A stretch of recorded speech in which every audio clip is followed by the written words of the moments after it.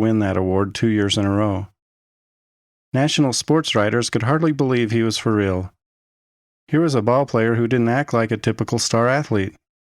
Dell's example let many people across the nation know that members of the church don't drink alcohol, smoke, chew tobacco, or swear. His pleasant personality and his eagerness to sign autographs were a welcome relief to fans who were tired of athletes who felt they were better than everyone else. However, Dell's story might never have taken place without the example and integrity of a player Dell met in the minor leagues, Barry Bonnell.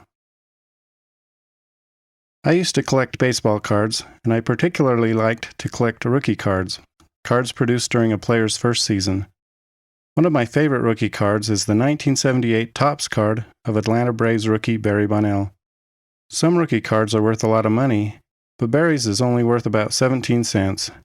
So why do I find it so special? Because Barry performed a feat that has affected the entire church. He introduced the gospel to Dell Murphy and later baptized him.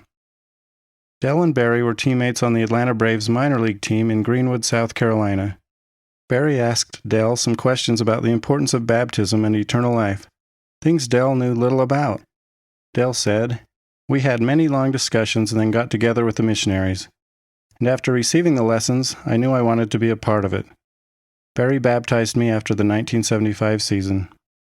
Barry went on to have a good professional career, but during the 1978 season, Barry had an experience that he described as life-changing. He was struggling terribly at the plate, batting about .200. He was down on himself and felt miserable.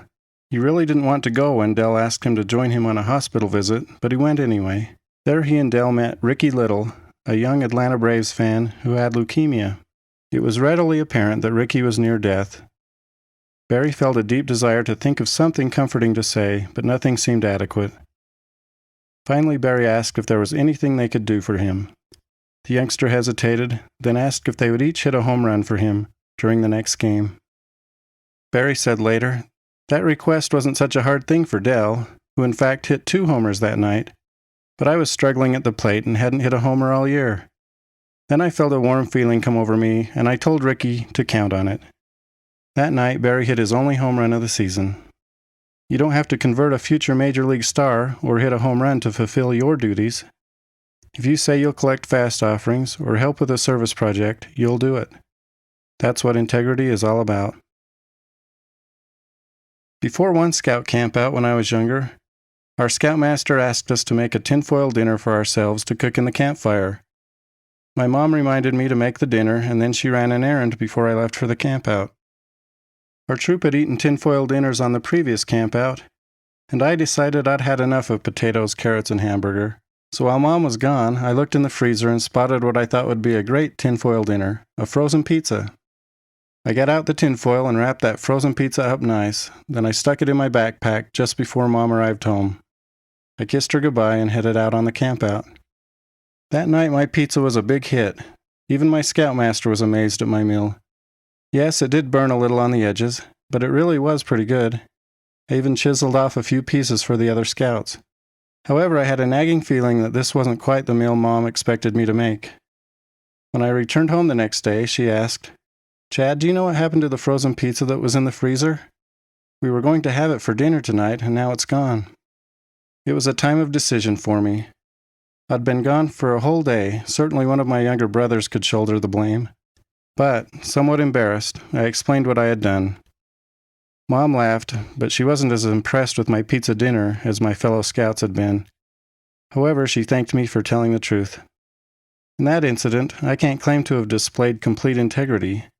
I did admit to Mom what I had done, though. The point is that after making a mistake, we need to face up to it. We need to tell the truth. That is integrity, telling the truth and honoring promises no matter the consequences.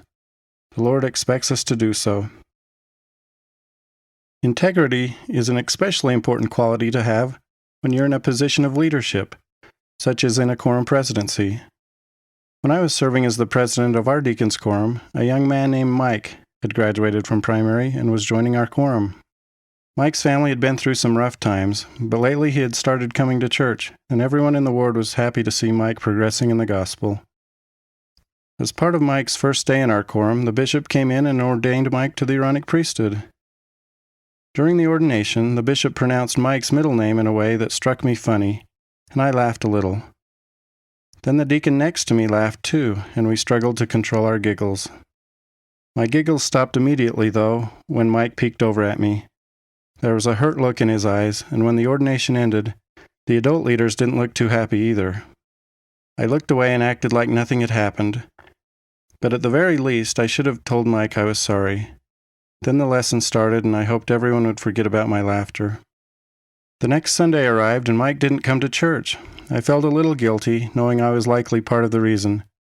His mother and sister came to church, but Mike never came to our priesthood quorum again. I cringed to think of what Mike must have told his family after church that first Sunday. He probably said, "They laughed during my ordination. Who needs friends like that? I'm never going again." I knew I had made a mistake, and the right thing to do, as president of the quorum, would have been to go to Mike's house and apologize as soon as possible. But I never did. Mike moved 2 years later, and I lost track of what he was doing, although I knew his sister had been married in the temple. Then in our late teens, I crossed paths with Mike again on a summer work project. He seemed happy to see me, and we talked like old friends throughout the afternoon. However, I noticed that his hat had the word Budweiser across the front, and it was clear in other ways that the gospel wasn't a part of Mike's life. It's really sad that Mike's Deacons Quorum president, me, didn't do a better job. I expect to someday answer to the Lord for the role I played, or failed to play, in Mike's life. I hope that in the future Mike will somehow return to the church. Even if that does happen, Mike has already lost many years of church activity. If you have a similar situation in your quorum, don't fail to fulfill your duty to be a friend and an example. I know from personal experience the painful consequences that come if you don't do so. President Thomas S. Monson has told the young men of the church, "You can make a difference. Whom the Lord calls, the Lord qualifies." This promise extends not only to missionaries, but also to home teachers, quorum leaders, presidents of branches, and bishops of wards. When we qualify ourselves by our worthiness, when we strive with faith to fulfill the duties appointed to us, when we seek the inspiration of the Almighty in the performance of our duties, we can achieve the miraculous. President Gordon B. Hinckley recently told of a group of Aaronic priesthood holders from 19 stakes in Northern California who signed a proclamation to live the gospel. The young men made the following promises. "We pledge to become converted to the gospel of Jesus Christ. We will study the scriptures. We will pray for strength to obey. We will work. We will strive with all our hearts to follow the example of Jesus. We will magnify the priesthood we have been given by serving other people. We will keep ourselves worthy to administer the sacrament of the Lord's Supper. Wherever there is a need for help, like our forefathers, we will step forward. We will prove ourselves worthy of the greater Melchizedek priesthood. We commit ourselves to the Lord's army and will go forth as full-time missionaries to invite all to come unto Christ. We are young men of the covenant. We will prepare ourselves to receive the covenant of eternal marriage. We pray for righteous wives and children whom we will honor and protect with our own lives. Be it known that whatever the risks, whatever the temptations, whatever the state of the world around us, as our forefathers were faithful, so we will be. Like those who have gone before, we will turn away from self-aggrandizement and set aside personal gain in order to build a peaceful society governed by God. At all times and in all places we will be true to our pledge." After mentioning this proclamation, President Hinckley said, "I compliment every boy who signed this pledge. I pray that not one will ever default on the promises he made to himself, to the church, and to the Lord. What a different world this would be if every young man could and would sign such a statement of promise. There would be no lives wasted with drugs. There would be no gangs with children killing children and young men heading either to prison or death. Education would become a prize worth working for. Service in the church would become an opportunity to be cherished. There would be greater peace and love in the homes of the people. There would be no viewing of pornography. You would honor and respect the girls with whom you associate, and they would never have any fear about being alone with you in any set of circumstances. It would be as if the stripling warriors of Helaman had recruited the youth of the world to their way of living." President Marion G. Romney spoke often of the importance of integrity in our lives. He said it is always required, no matter where we are. To illustrate this point, he told the following story. 4 Latter-day Saint boys set out from a Utah city on a cross-country trip. They had saved all their money during the last year of high school for this purpose. Now that graduation was over, they packed their suitcases into the trunk of their car and said goodbyes to worrying parents and envious friends. It was a matter of considerable celebration when they crossed the Utah state line and entered into another state. They pulled up alongside the highway and got out to see how it felt to be in a new surrounding. A certain thrill of excitement was noted by each of the young travelers, and a sense of adventure led them to great expectations. They had agreed to send their parents a postcard every other day to indicate their whereabouts, and had promised to call if they ran into any trouble. One of the boys commented that it felt really good to be on his own and not be under the necessity of getting advance approval from someone for every move he made. Another suggested that they must act like seasoned travelers and not impress others as country boys on their first trip away from home. As a follow-up, this same boy proposed to his friends that they forget all about being Mormons for the duration of their adventure. Asked why by the other three puzzled boys, he said that they could now afford to let their hair down and sample some of the excitement enjoyed by other people, not of the Mormon Church. Anyway, he argued, what difference will it make? Nobody out here in the world knows us or cares anything about our church connections. The thrill of the new experience weighted their judgment, and the group made an agreement to give it a try. They decided to announce themselves to the world as students from the East who had been to school in Utah for a short time. Their Utah license plates made this necessary. Nightfall on the first day of the journey was made at a famous tourist attraction spot, and they made arrangements for camping near the resort. After the evening meal, they gathered at the large hotel for the night's entertainment. No sooner had they arrived when the ringleader of the boys suggested that they begin here and now begin sampling the things they had so long been denied by strict parents and teachers. The first thing that caught their eyes was a large neon sign at the far end of the lounge. It read, "Bar, beer, cocktails." Thinking it a moderate nod in the direction of sinning just a little bit, they agreed to go into the bar and order a glass of beer for each one. There was a nervous air about them as they entered the gaudily lighted bar and surveyed the counters loaded with intriguing bottles of liquor. The boy who had been delegated to give the order lost his voice on the first try and had to swallow hard to get out an understandable 4 glasses of beer, please. What the beer lacked in palpability, the atmosphere and thrill more than made up. They grew bolder and began to talk of the next adventure they would undertake. The talk was growing racy when suddenly a well-dressed man entered the bar and walked straight toward their table. The look on the stranger's face and the determined pace at which he walked left the boys completely unnerved. When the man reached the table at which the boys were sitting, he extended his hand to one of them and said, "I beg your pardon, but aren't you George Redford's son from Utah?" The boy was speechless and terrified. His fingers froze around the base of the glass of beer, and he answered in a wavering voice, "Why, yes, sir, I am." The man replied, "I thought I recognized you when you came in the lobby of the hotel.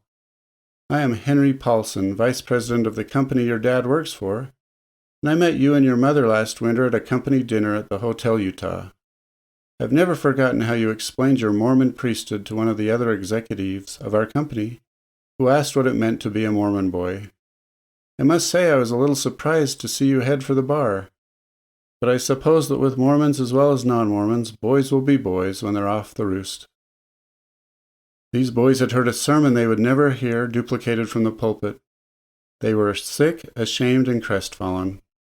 As they left their half-filled glasses and walked out through the hotel lobby, they had the feeling that everyone was looking at them. The cover of darkness was kind as they made their way to their camp. "You just can't win," said the boy who had proposed dropping their true identity, trying to ease the tension. "I'm not so sure," said the boy to whom the stranger had spoken. "If we have any sense left, we can make this experience into the most winning lesson of our lives."